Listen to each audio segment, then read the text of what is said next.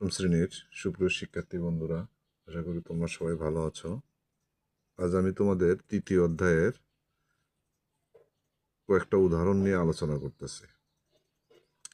উদাহরণ নাম্বার 1। উদাহরণ নাম্বার কি 1 বলছে যে একজন দৌড়বিদ 400 মিটার বিশিষ্ট গোলাকার ট্রাকে 24 চক্কর দৌড়াইলে সে কত দূরত্ব দৌড়াইল। প্রথম শব্দটা হচ্ছে কি, একজন দৌড়বিদ 400 মিটার বিশিষ্ট গোলাকার ট্রাক। এই ট্রাকটা যখন একবার অতিক্রম করে তার দূরত্বটা কত হয়? 400 মিটার। এই জিনিসটা আমরা আগে বুঝে নিলাম। তারপর বলছে ট্রাকে 24টা চক্কর দৌড়াতে হবে। তাহলে একবার যদি দৌড়ায়, ট্রাকের গোলাকার ট্রাকটা ছিল কত মিটার? 400 মিটার। তাহলে একবার দৌড়ালে হয় কয় মিটার? 400 মিটার। তার 24 বার দৌড়ালে কত হবে? 24 বার দৌড়ালে কি হবে? 24 গুণন 400।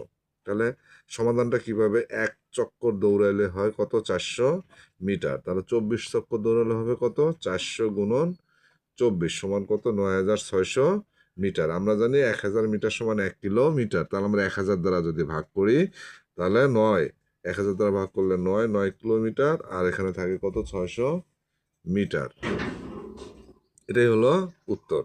2 নম্বর উদাহরণটা হচ্ছে কি, 1 মেট্রিক টন চাল 64 জন শ্রমিকের মধ্যে সমানভাবে ভাগ করে দিলে প্রত্যেকে কি পরিমাণ চাল পাবে। তাহলে 1 মেট্রিক টন চাল কি করবে? 1 মেট্রিক টন চাল 64 জন শ্রমিকের মধ্যে, তাহলে এখানে টোটাল শ্রমিক কত? 64 জন। তারপরে চালের পরিমাণ কত? 1 মেট্রিক টন। সমানভাবে ভাগ করে দিলে প্রত্যেকে কি পরিমাণ চাল পাবে। তাহলে আমাদের 1 মেট্রিক টন চাল 64 জন শ্রমিকের মধ্যে ভাগ করে দিতে হবে। দিলে প্রত্যেক শ্রমিক বা প্রত্যেকে কি পরিমাণ চাল পাবে। তাহলে আমরা জানি 1 মেট্রিক টন সমান কত? 1000 কেজি। আমরা জানি 1 মেট্রিক টন সমান কত? 1000 কেজি। তাহলে 64 জন শ্রমিক পায় 1000 কেজি চাল, একজন শ্রমিক পায় কম পাবে। তাহলে 1000 ভাগ হচ্ছে 64। এখন আমরা এটাকে যদি কাটাকাটি করি, প্রথমে 2 দিয়ে কাটলে 32 দুগুণ 64, 2 দিয়ে 500 কাটলে কত হয়? 2 দিয়ে 1000কে কাটলে কত হয়? 500। আবার 32কে ভাঙালে 2 দিয়ে 16 দুগুণ 32, 2 দিয়ে 500টা কাটলাম কত হয়? 250। আবার 2 দিয়ে 16 কাটলে 8 দুগুণ 16, 2 দিয়ে 250 কাটলে কত হয়? 125। তাহলে থাকলো কত? 125/8। এটাকে যদি আমরা ভাগ করি তাহলে আমরা পাই 15.625। তাহলে এই 15.625 কেজি চাল, এই 15.625 কেজি চাল প্রত্যেকে কি হবে? পাবে। প্রত্যেকেই পাবে 15.62 কেজি চাল প্রত্যেকেই পাবে। 3 নম্বর উদাহরণটা বলছে কি, একটি চৌবাচ্চার দৈর্ঘ্য 3 মিটার, প্রস্থ 2 মিটার ও উচ্চতা কত? 4 মিটার। এতে কত লিটার এবং কত কিলোগ্রাম বিশুদ্ধ পানি ধরবে। একটা চৌবাচ্চার দৈর্ঘ্য হচ্ছে 3 মিটার, প্রস্থ হচ্ছে 2 মিটার, আর উচ্চতা হচ্ছে কত? 4 মিটার। তাহলে চৌবাচ্চাটিতে কত লিটার পানি ধরবে অথবা কত কিলোগ্রাম এবং কত কিলোগ্রাম বিশুদ্ধ পানি ধরবে।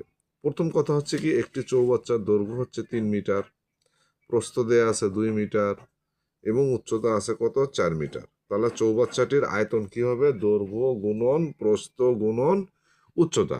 তাহলে চৌবাচ্চাটির আমরা যেটা আয়তন বের করব, এই আয়তনটাই হচ্ছে কি, এই আয়তন যতটুকু হবে ততটুকু কি হবে? পানি ধরবে। তাহলে এতে কত লিটার এবং কত কিলোগ্রাম বিশুদ্ধ পানি ধরবে। তাহলে দেখো, চৌবাচ্চাটির দৈর্ঘ্য 3 মিটার, প্রস্থ 2 মিটার এবং উচ্চতা কত? 4 মিটার দেওয়া আছে।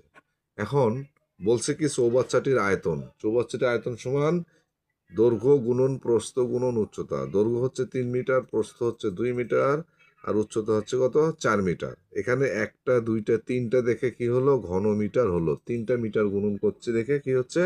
ঘন মিটার। যদি 2টা মিটার আমরা গুণন করতাম তাহলে কত হতো? বর্গ মিটার। এখন আমরা গুণন করি, 3 দুগুণ 6, 4 6 কত? 24 ঘন মিটার। ঘন মিটারকে আমরা ঘন সেন্টিমিটারে প্রকাশ করলাম। কিসে প্রকাশ করলাম? ঘন সেন্টিমিটার। আমরা জানি 1000 ঘন সেন্টিমিটার সমান হচ্ছে 1 লিটার। তাহলে 1000 দিয়ে আবার যদি আমরা এটাকে ভাগ করি তাহলে কত হয়? 24,000 লিটার হয়। 24,000 লিটার। তাহলে আবার জানি কি, 1 লিটার বিশুদ্ধ পানির ওজন হচ্ছে 1 কিলোগ্রাম। 1 লিটার বিশুদ্ধ পানির ওজন 1 কিলোগ্রাম। তাহলে 24,000 লিটার বিশুদ্ধ পানির ওজন কত হবে? 24,000 কিলোগ্রাম। তাহলে সুতরাং চৌবাচ্চাটিতে 24,000 লিটার পানি ধরবে এবং এর ওজন হবে 24,000 কিলোগ্রাম। গ্রাম। তাহলে 4 নম্বর উদাহরণটা দেখো, 1 ইঞ্চি সমান 2.54 সেন্টিমিটার এবং 1 একর সমান 4840 বর্গ গজ। 1 একরে কত বর্গ মিটার? এখানে প্রথম শব্দটা আছে কি 1 ইঞ্চি সমান 2.54 সেন্টিমিটার এবং দ্বিতীয় শব্দটা কি দ্বিতীয়টা হচ্ছে কি 1 একর সমান 4840 বর্গ গজ। 1 একরে কত বর্গ মিটার? তাহলে এই ইঞ্চিতে দেয়া আছে 1 ইঞ্চি সমান 2.54 সেন্টিমিটার, তারপরে আছে 1 একর সমান 4840 বর্গ গজ।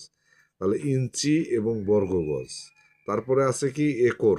এই তিনটা এখানে শব্দ আছে, একটা হচ্ছে ইঞ্চি, একটা সেন্টিমিটার, একটা হচ্ছে একর, একটা হচ্ছে বর্গ গজ। তারপরে আমরা একরে 1 একরে কত বর্গ মিটারে আমরা উত্তরটা বের করব যে একর থেকে 1 একর থেকে কত বর্গ মিটার, এটা আমাদের কি করতে হবে? বের করতে হবে। তাহলে ইঞ্চি 1 ইঞ্চি সমান 2.54 সেন্টিমিটার, 1 একর সমান 4840 বর্গ গজ। তাহলে 1 একরে কত বর্গ মিটার, এটাই আমাদের কি করতে হবে? বের করতে হবে। তাহলে সমাধানটা দেখো যে 1 ইঞ্চি সমান 2.54 সেন্টিমিটার, 1 ইঞ্চি সমান কত? 2.54 সেন্টিমিটার। এখন এই ইঞ্চিটাকে আমরা গজে পরিণত করি, তাহলে 36 ইঞ্চি বা 1 গজ সমান বেশি হবে। 1 ইঞ্চিতে যদি 2.54 সেন্টিমিটার হয়, অবশ্যই 36 ইঞ্চি বা 1 গজে কি হবে? বেশি হবে। 36 ইঞ্চি বা 1 গজের সমান 2.54 গুণন 36 সেন্টিমিটার। এটাকে গুণন করলে আমরা 91.44 সেন্টিমিটার পাই। এই সেন্টিমিটারকে আমরা মিটারে প্রকাশ করলাম। কিসে প্রকাশ করি? মিটারে। এটাকে আমরা 100 দিয়ে ভাগ করি। আমরা জানি 100 সেন্টিমিটার সমান 1 কি মিটার। সমান কত হলো? ভাগ করলে 0.9144 মিটার। এই 0.9144 মিটার কিসে বের করলাম? এই গজ থেকে বের করলাম। 1 গজ, 1 গজ সমান 0.9144 মিটার। এখন পরের লাইনটা বলছিল যে 1 একর সমান 4840 বর্গ গজ। পরে কি শব্দটা ছিল? পরে কি বাক্যটা ছিল? যে 1 একর সমান 4840 বর্গ গজ।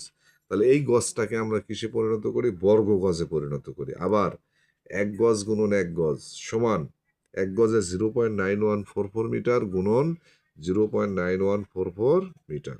তাহলে এই গজ গজ গুণন করলে কি হবে? বর্গ গজ। তাহলে 1 বর্গ গজ সমান এইটা আর এইটা যদি আমরা গুণন করি তাহলে 0.83612 বর্গ মিটারে পরিণত হলো। বর্গ মিটার কেন হলো? এখানে মিটার, এখানে মিটার, দুইটা মিটার গুণন করে কি পাইলাম?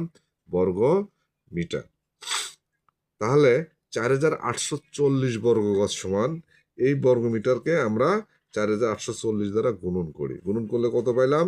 4046.856224 বর্গ মিটার, অথবা 4046.86, 5-এর পরে 6 আছে, তাহলে 5-এর পরে যদি বড় হয় তাহলে এখানে 1 যোগ করে নিতে হইব। তাহলে 6 হলো 4046.86 বর্গ মিটার প্রায়। তাহলে 1 একর সমান 4840 বর্গ গজের মান কত বের হলো? 4046.86 বর্গ মিটার। তাহলে 4840 বর্গ গজ সমান কত ছিল? 1 একর। তাহলে সুতরাং 1 একর সমান 4046.86 বর্গ মিটার প্রায়। 5 নম্বর উদাহরণটা কি কইছে? যে জাহাঙ্গীরনগর বিশ্ববিদ্যালয় ক্যাম্পাসের এলাকা 700 একর। যে কোনো একটা বিশ্ববিদ্যালয়ের নাম এখানে উল্লেখ করছে। জাহাঙ্গীরনগর বিশ্ববিদ্যালয়ের টোটাল ক্যাম্পাসের এলাকা কত? 700 একর। একে নিকটতম পূর্ণ সংখ্যক হেক্টরে প্রকাশ করো। তাহলে এই 700 একর থেকে কিসে প্রকাশ করতে বলছে? হেক্টরে প্রকাশ করতে বলছে। তাহলে এই একর থেকে আমরা কি করব? হেক্টরে প্রকাশ করব। তাহলে আমরা জানি 1 হেক্টর সমান 2.47 একর। 1 হেক্টর সমান কত? 2.47 একর। তাহলে 2.47 একর সমান কত? 1 হেক্টর। যেহেতু 700 একর আছে, তাহলে 2.47 একর সমান কত? 1 হেক্টর। 1 একর সমান কম, 700 একর সমান বেশি। মানে 1 গুণন 700 ডিভাইডেড বাই 2.47 হেক্টর। একে আমরা যদি কাটাকাটি করি এবং লাস্টে যদি ভাগ করি তাহলে 283.4 হেক্টর হয়। এটাই হচ্ছে কি অ্যান্সার। এটাই হচ্ছে কি অ্যান্সার। তাহলে অঙ্কটার মধ্যে কি বলছিল? যে জাহাঙ্গীরনগর বিশ্ববিদ্যালয় ক্যাম্পাসের এলাকা 700 একর। জাহাঙ্গীরনগর বিশ্ববিদ্যালয়ের ক্যাম্পাসের এলাকা কত? 700 একর। একে নিকটতম পূর্ণ সংখ্যক হেক্টরে প্রকাশ করো। এই যে 700 একর ছিল, এই একর থেকে কিসে প্রকাশ করতে বলছিল? হেক্টরে প্রকাশ করতে বলছিল। তাহলে আমাদের জানতে হবে যে আমরা জানি 1 হেক্টর সমান 2.47 একর। 1 হেক্টর সমান 2.47 একর। তাহলে 2.47 একর সমান 1 হেক্টর। একে কত? 700-তে কত? তাহলে আমাদের কি হবে? উত্তরটা চলে আসবে। একে কত? 700-তে কত? লাস্টে সুতরাং দিয়ে একেতে কত? 700-তে কত? তাহলে আমাদের কি হবে? উত্তরটা চলে আসবে। তাহলে আজ এই পর্যন্তই। তোমরা সবাই ভালো থেকো। আসসালামু আলাইকুম।